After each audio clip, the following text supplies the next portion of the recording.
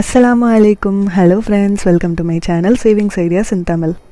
இன்றைக்கி நம்ம சேனலில் வீட்டில் இருக்கக்கூடிய ஹவுஸ் ஒய்ஃப் சம்பாதிக்கிறதுக்கான நச்சுன ஒரு 4 இன்கம் ஐடியாஸை தான் பார்க்க போகிறோம். இந்த வீடியோ உங்களுக்கு கண்டிப்பாக யூஸ்ஃபுல்லாக இருக்கும். ஸோ ஸ்கிப் பண்ணாமல் கடைசி வரைக்கும் பாருங்கள். First idea, tuition. படித்த பெண்களுக்கு நம்ம படித்ததெல்லாம் வேஸ்ட் ஆகுதே, இப்படி வீட்டிலேயே இருக்கமே அப்படிங்கிற மாதிரியான ஃபீலிங்ஸ் வந்து ரொம்ப அதிகமாகவே இருக்கும். அப்படி இருக்கும்போது இந்த டியூஷனுங்கிற ஆப்ஷன் வந்து ரொம்பவே சூப்பரான ஒரு ஆப்ஷனாக இருக்கும்.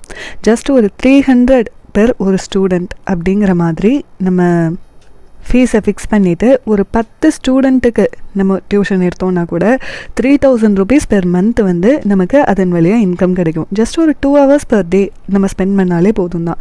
இதன் வழியாக நமக்கு கிடைக்கக்கூடிய பெனிஃபிட்ஸ்லாம் என்னென்னு சொல்லி பார்த்தோன்னா, நம்மளுடைய நாலேஜ் இன்க்ரீஸ் ஆகும். எப்போதுமே நம்ம ஒரு விஷயத்தை சொல்லி கொடுக்கும்போது அதனுடைய நாலேஜ் வந்து எப்படி இன்க்ரீஸ் ஆகும்னா, இதில் வந்து டவுட்டுன்னு சொல்லி நம்ம கிட்ட படிக்கக்கூடிய ஸ்டூடெண்ட்ஸ் எல்லாம் கேட்பாங்க. அப்போது நமக்குமே வேறு ஆங்கிள்லேருந்து யோசிக்கிறதுக்கான அந்த ஒரு மைண்ட் செட் வந்து வரும். ஸோ இப்படி தான் நம்ம டியூஷன் எடுக்கும்போது நம்மளோட நாலேஜும் இன்க்ரீஸ் ஆகும், அட் த சேம் டைம் நமக்குன்னு ஒரு இன்கமுமே அதன் வழியாக கிடைக்கும்.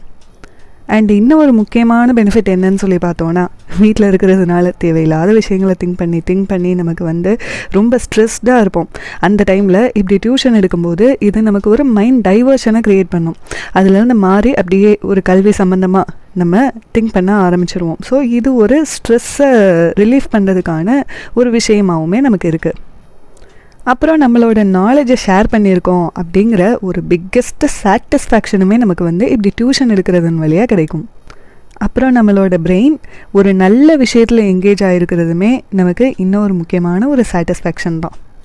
ஸோ டியூஷன் எடுக்கிறதுங்கிறது ஜஸ்ட் லைக் தட் ஒரு இன்கம் ஜென்ரேட் பண்ணுறதுக்கான ஒரு விஷயமாக மட்டும் இல்லாமல் நம்மளோட ஸ்ட்ரெஸ்ஸையும் ரிலீஃப் பண்ணுறதுக்கான, அப்புறம் நமக்கு ஒரு சாட்டிஸ்ஃபேக்ஷனையும் கொடுக்கறதுக்கான ஒரு ஐடியாவாக இருக்குது.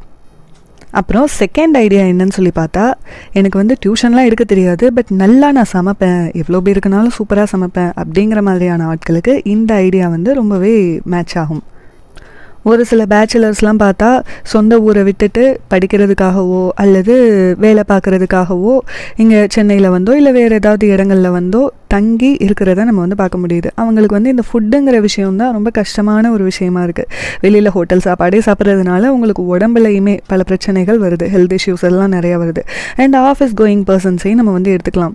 போத் ஹஸ்பண்ட் அண்ட் ஒய்ஃப் 2 பேருமே சம்பாதிக்க போகிறாங்கன்னா அந்த இடத்துல அவங்களுக்கு சமைக்கிறதுங்கிறதும் ரொம்பவே வந்து கஷ்டமாக தான் இருக்கும். அந்த மாதிரி நபர்களையாக நம்ம செலக்ட் பண்ணி ஒரு 4 பேரை செலக்ட் பண்ணால் கூட போதும் தான். அப்படி செலக்ட் பண்ணி நான் உங்களுக்கு வந்து சமைச்சு கொடுக்குறேன், நீங்கள் எனக்கு வந்து இவ்வளோ அமௌண்ட் பெர் டே அப்படின்னு கொடுத்தா போதும் அப்படிங்கிற மாதிரி நம்மளாவே ஒரு அமௌண்ட்டை ஃபிக்ஸ் பண்ணிக்கலாம். அது வந்து ஒருத்தருக்கு 300 ரூபாய் பெர் டே அப்படிங்கிற மாதிரி தான் இருக்கணும்னு அவசியம் கிடையாது. ஏன்னா ஒரு சில நேரம் நம்ம நான்வெஜ் சமைக்கிற மாதிரி இருக்கும், சில நேரம் வெஜ்ஜு சமைக்கிற மாதிரி இருக்கும். அதுக்கேற்ற மாதிரி நம்மளுடைய ரேட்டை கூட்டியோ குறைச்சோ நம்ம வந்து போட்டுக்க வேண்டியதுதான். அப்படி பண்ணும்போது சும்மா ஒரு ஆவரேஜாக நான் போட்டிருக்கேன், இதை விட ஜாஸ்தியும் கிடைக்கலாம் கம்மியாகவும் கிடைக்கலாம். ஒரு 150 rupees ப்ராஃபிட் பெர் பர்சன் நமக்கு கிடைக்குதுன்னா கூட 30 நாளைக்கு 4500 ரூபாய் ஒரே ஆள் வழியாகவே நமக்கு வந்து லாபம் கிடைச்சிரும். இதே நம்ம 4 பேருக்கு சமைக்கிறோன்னா அப்போது 18,000 பெர் மந்த் வந்து இதன் வழியாக நமக்கு வந்து ப்ராஃபிட் கிடைச்சிரும். இதை வாங்கி சாப்பிட்றவங்களுக்குமே நம்ம வீட்டு சாப்பாடு ஹெல்த்தியாக சாப்பிட்ருக்கோம் அப்படிங்கிற ஒரு சாட்டிஸ்ஃபேக்ஷனுமே வந்து கிடைக்கும். அப்புறம் நம்மளோட சாப்பாடையுமே சேர்த்தே கூட நம்ம வந்து சமைச்சிக்கலாம். ஏன்னா நமக்கும் எப்படியோ சமைச்சு தான் ஆகணும். மொத்தமாக சேர்த்து சமைக்கும்போது நமக்கு இதன் வழியாக ரொம்ப அதிகமாகவே ப்ராஃபிட் கிடைக்கிறதுக்கு வாய்ப்பு இருக்குது. 18,000 பெர் மந்த்துங்கிறத நம்ம குறைச்சி தான் போட்டிருக்கேன், இன்னொரு வாட்டி சொல்லிக்கிறேன். இதன் வழியாக இன்னும் அதிகமாகவே 30,000 பெர் மந்த் கூட கிடைக்கிறதுக்கு வாய்ப்பு இருக்குது.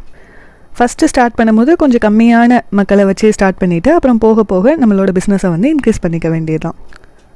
அடுத்து 3வது ஐடியா பார்க்கலாம். இட்லி தோசை மாவு. இப்போல்லாம் எங்கே நம்ம கிரைண்டரில் அரைச்சிக்கிட்டு இருக்கோம். முன்னாடி ஆட்டுக்கல்ல அரைச்சாங்க, அப்புறம் கிரைண்டர் வந்துச்சு, அதுக்கப்புறம் வெளியில் கொடுத்து அரைச்சாங்க. இப்போ வந்து எல்லாருமே பேக்கெட் மாவு தான் வாங்க ஆரம்பிச்சிட்டாங்க. மேக்ஸிமம் ஆஃப் பீப்புள் பேக்கெட் மாவு தான் வந்து வாங்கிட்டு இருக்காங்க.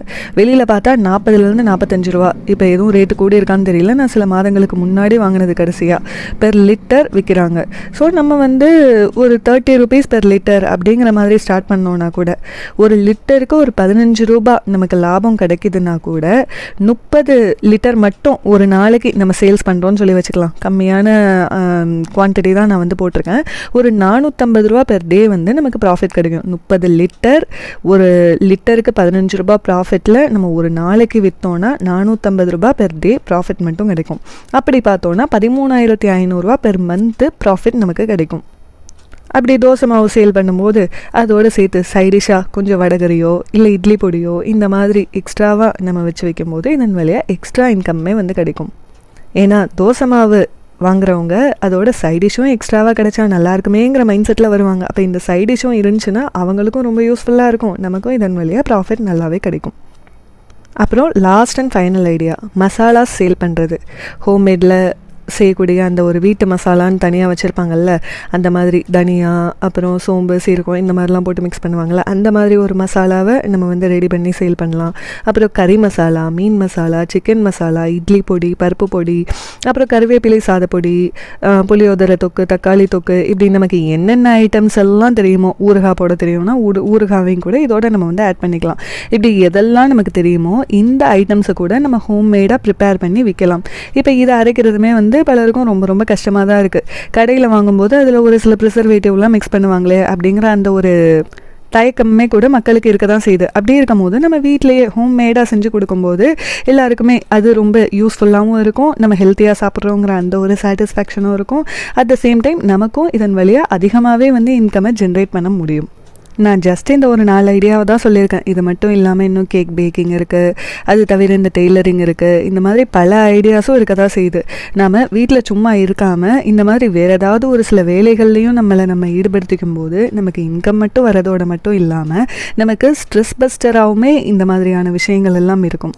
அப்புறம் நாம் ஃபினான்ஷியலி ஃப்ரீடமாக இருக்கிற மாதிரியான ஒரு சாட்டிஸ்ஃபேக்ஷனும் கிடைக்கும்.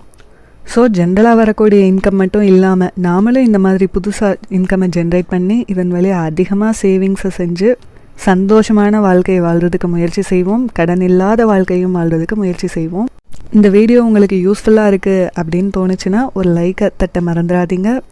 அப்புறம் இன்னும் அதிகமான இன்ட்ரெஸ்டிங் யூஸ்ஃபுல் வீடியோஸை பார்க்குறதுக்கு என்னோடய சேனலையும் சப்ஸ்கிரைப் பண்ணி வச்சுக்கோங்க. உங்களுக்கு வேறு ஏதாவது ஐடியாஸ் தெரிஞ்சிச்சுன்னா அதை நீங்கள் கமெண்ட் செக்ஷனில் என்னங்கிறத குறிப்பிடுங்க. இன்னும் ஒரு நல்ல வீடியோவில் மீட் பண்ணலாம். பாய்.